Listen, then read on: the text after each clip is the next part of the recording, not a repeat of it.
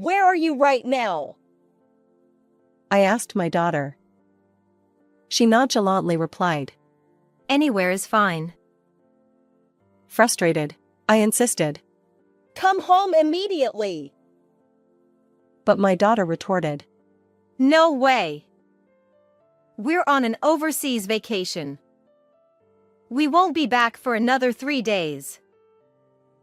When I called her, she didn't seem remorseful at all. Instead, she answered with high energy and laughter.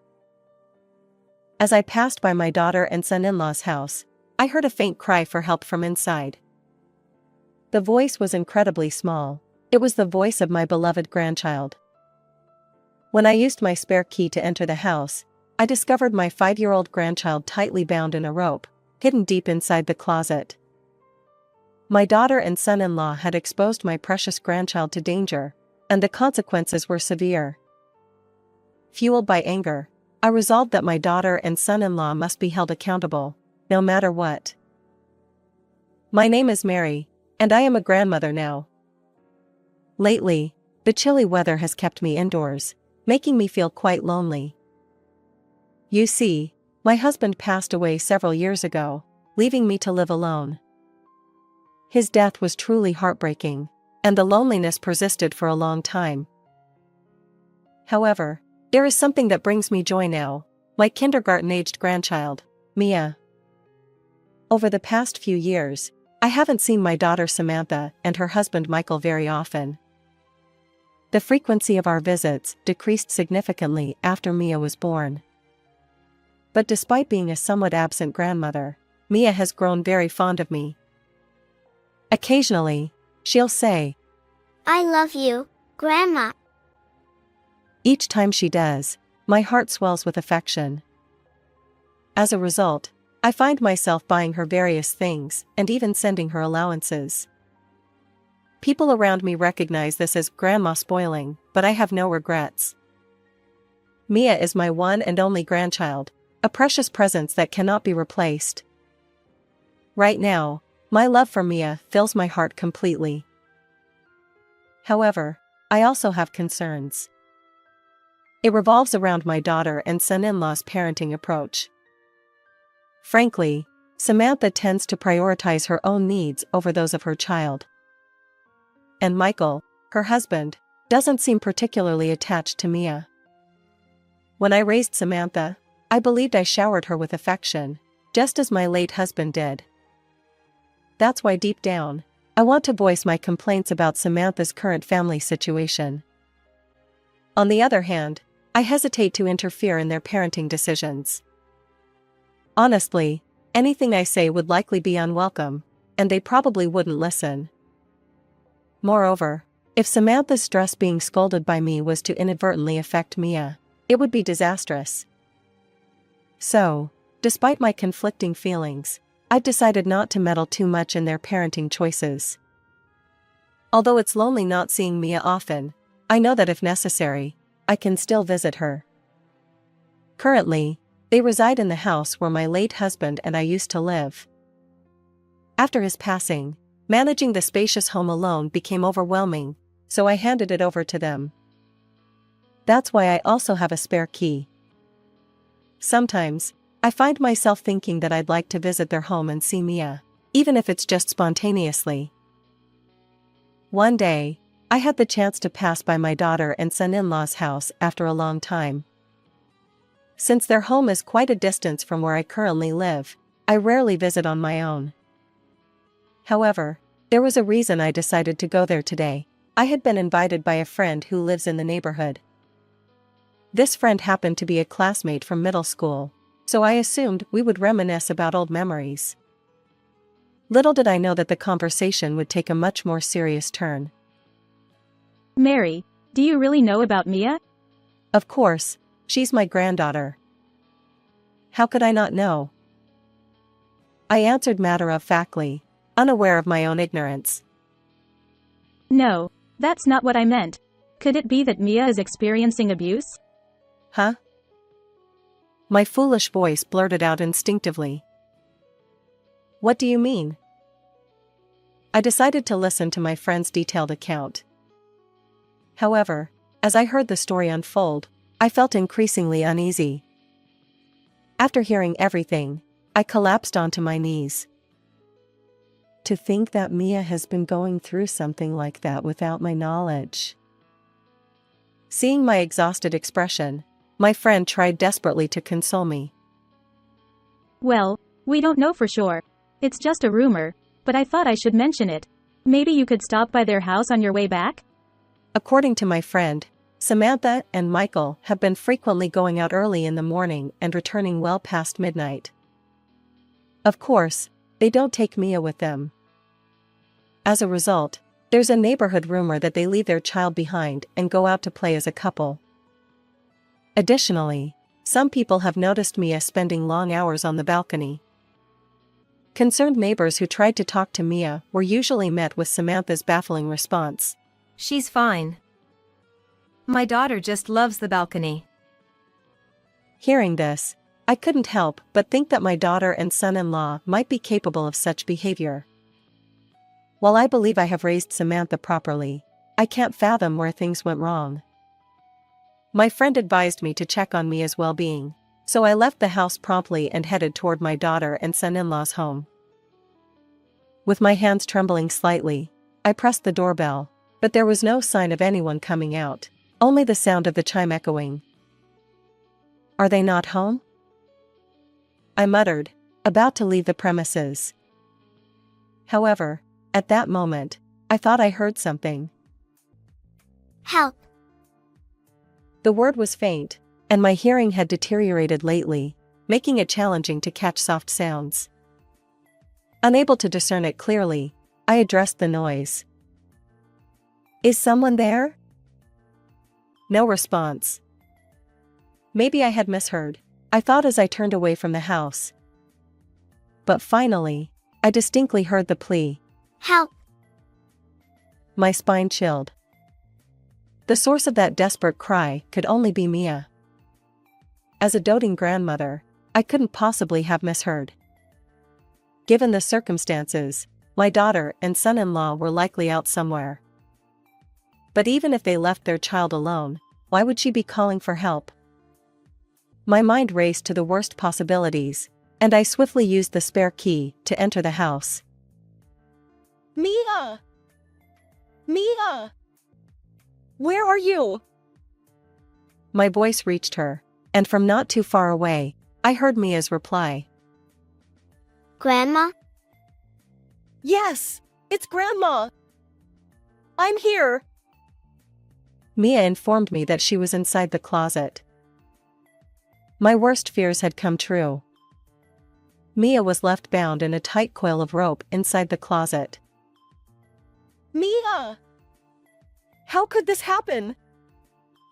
Desperate, I clawed at the rope, trying to free her as quickly as possible. But the knots resisted my efforts. The constriction was severe, leaving faint marks on Mia's skin. I grabbed nearby scissors and managed to release her from the restraints. Grandma, are Mom and Dad not here? Mia's voice trembled, resembling a fledgling bird frightened by an external threat. They're not here. It's okay. You're safe now. As I spoke, Mia flung herself into my arms, tears streaming down her face. My wet, disheveled clothes didn't matter. My daughter and son-in-law had gone too far. They had crossed a line that should never be crossed. Suppressing my trembling anger, I held Mia gently. Looking at her frail body once more, I noticed she had grown even thinner, weakened.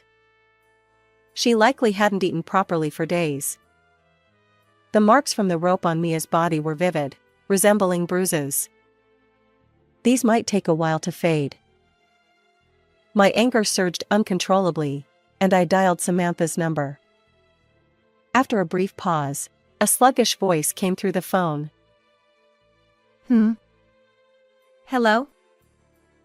Her tone hinted at intoxication.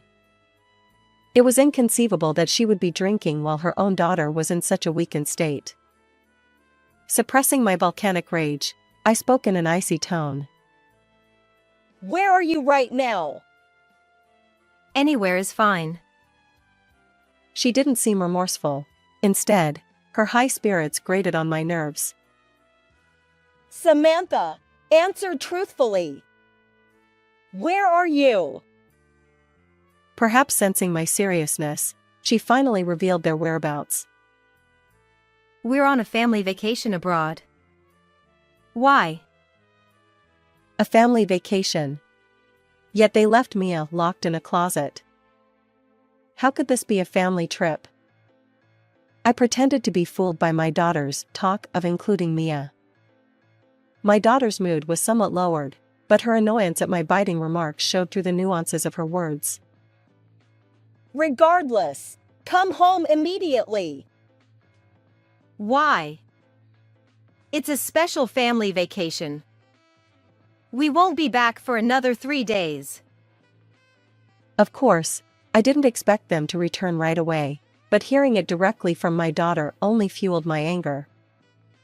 Just as I was about to say something else, Samantha abruptly hung up, muttering, Busy. Samantha's attitude pushed me over the edge. To neglect one's own child and prioritize personal enjoyment, such behavior filled me with intense contempt and disgust. And to think that this despicable conduct came from my own daughter. I regretted my parenting decisions, and I felt a deep sense of apology toward my late husband. Amidst these complex emotions, I finally regained my composure when I saw Mia gripping my sleeve, her worried expression tugging at my heart. Mia was utterly weakened, so I rushed her to the hospital. According to the doctor, she was on the brink of severe malnutrition, but her life wasn't in immediate danger.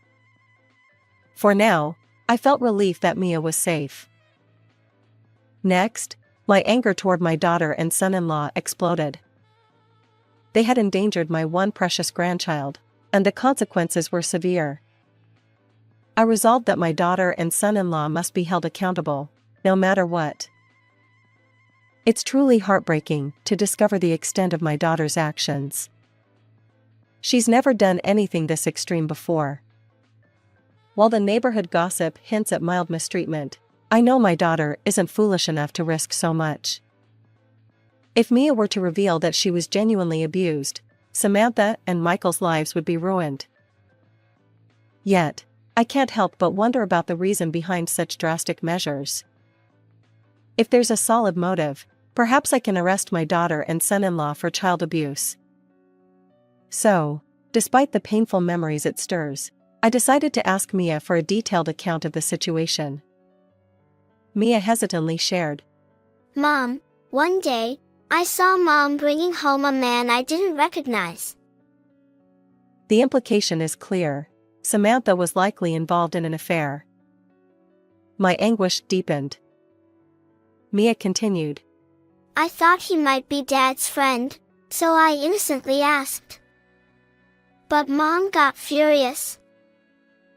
Piecing together Mia's account, it seems highly probable that Samantha was indeed having an affair. Facing exposure, she resorted to extreme measures like this. With all the puzzle pieces fitting, I took action. I contacted lawyers and authorities to prepare for justice against the couple who hurt my dear Mia. When I assured Mia that I'd protect her, she tearfully said, I want to live with Grandma. Moved by her words, I made a solemn vow, I'll be there for her, no matter what lies ahead. 3 days had passed, and my daughter and her husband returned from their trip. Still basking in the afterglow of their otherworldly experiences. Let's go on another trip together. Of course. As they inserted the key into the lock, an unsettling feeling washed over them. No matter how much they turned the key, the door remained stubbornly shut. Samantha puzzled over it, muttering, Wait, am I doing something wrong? Michael, equally perplexed, asked. What's going on? Samantha's frustration grew as the key refused to cooperate. She glanced downward and saw a sign that read, For Sale. Michael followed her gaze and was equally shocked. What on earth is happening? He exclaimed. Both of them stood there, utterly bewildered. Then it hit Samantha, the person responsible for this bizarre situation. That old hag. She exclaimed. Grabbing her phone, Samantha dialed the number registered as annoying old lady. Hello? Have you returned? My voice, slightly high-pitched, echoed through the phone. Samantha erupted in anger, venting her frustration. What the hell? Why is our house listed for sale? Did you do this? It's unbelievable. I chuckled. But the laughter didn't come from the phone, it emanated from behind her. When Samantha turned, she saw me, wearing a triumphant smile. Samantha, I'm disappointed in you. I've always had doubts about your parenting style, but I never imagined it would come to this. I calmly reproached her. Huh? What are you talking about? You claimed you were on a family vacation abroad, right? Isn't Mia supposed to be with you? In a situation where only her husband was present beside her, Samantha panicked and stammered. Well, Mia went to a friend's house to deliver souvenirs. She blurted out. Really? I responded, beckoning Mia, who had been hiding behind me. She clung to my legs, and Samantha's face turned pale. Mia. Why are you here? Samantha! You bound Mia with ropes and locked her in the closet. You're truly despicable. Why would you do such a thing? Samantha, realizing she was caught, tried to justify herself. What do you know? Parenting is tough.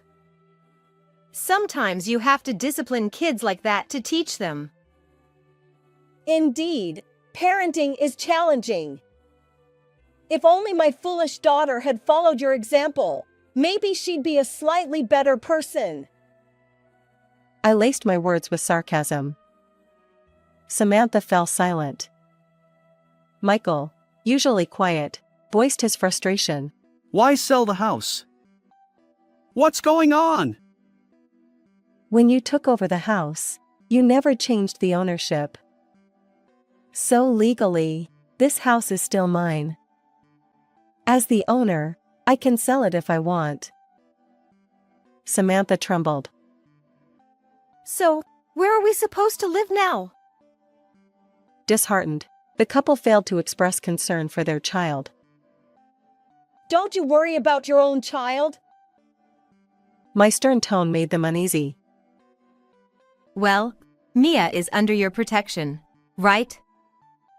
No problem. I sighed. Their indifference infuriated me. Samantha's words left me speechless. But there was something I needed to convey, so reluctantly, I continued. While you were gallivanting, I explained everything to Child Protective Services, lawyers, and the authorities.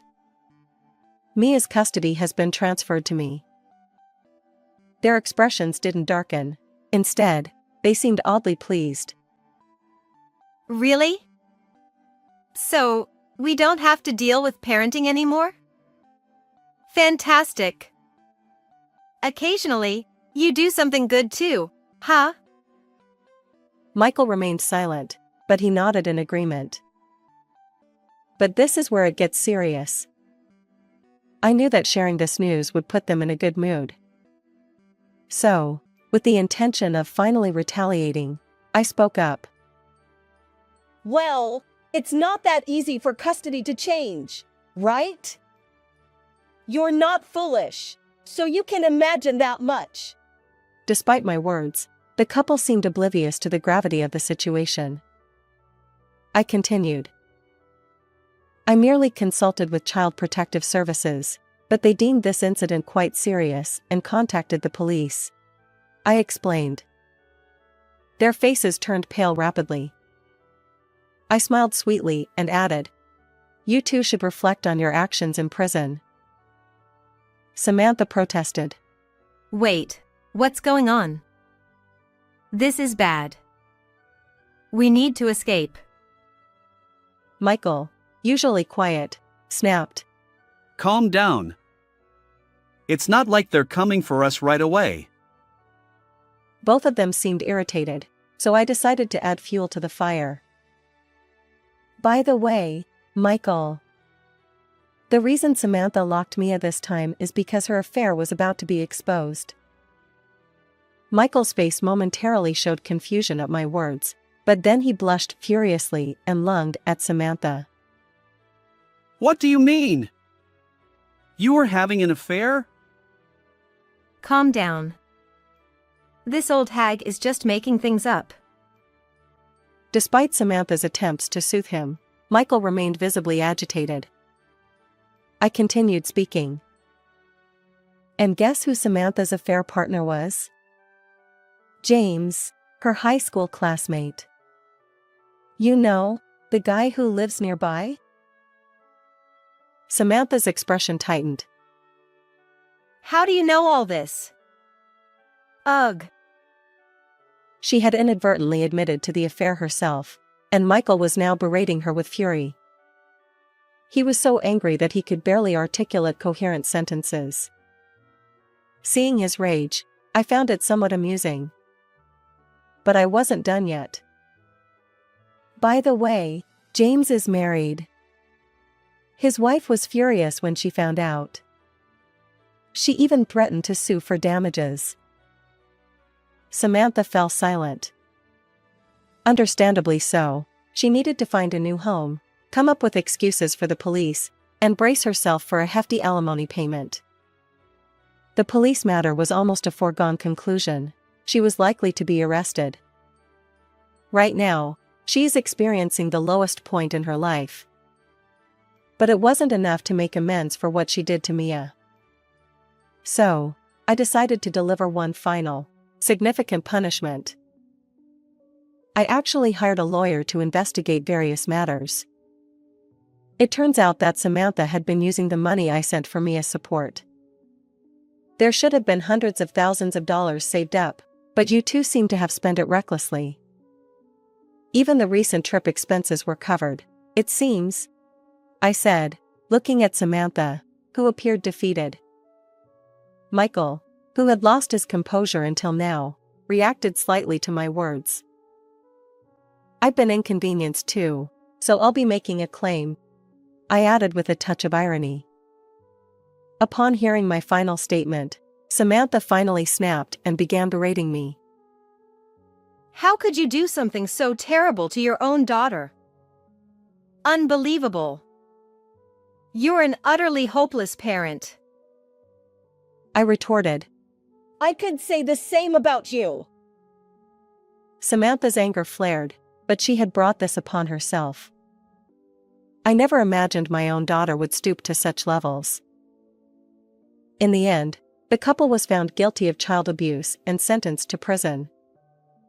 It was ironic that they had previously talked about separating due to Samantha's affair, yet now they were both headed to jail.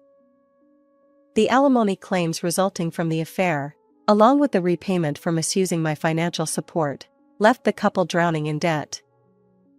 Michael lost his job due to the guilty verdict, and with no substantial income, they faced the daunting task of repaying this significant sum. It was a complex mix of emotions, but they had brought it upon themselves.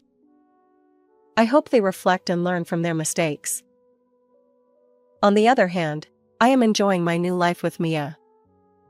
Initially, she struggled to adapt to living alone with her grandmother, and the lingering anxiety from her past abuse weighed heavily on her. However, as our neighbors and I treated her kindly, a glimmer of brightness returned to her expression. Mia often says, Thank you, Grandma, for helping me. It's only natural to assist her given the circumstances, and I also feel sorry for not being able to help until it got to that point. Her sincere smile when she expresses gratitude warms my heart. My remaining days will be filled with time spent with Mia. Though they may not be long, I approach each day with hope and joy. How did you find this story? Please subscribe to my channel if you enjoyed it. Until next time.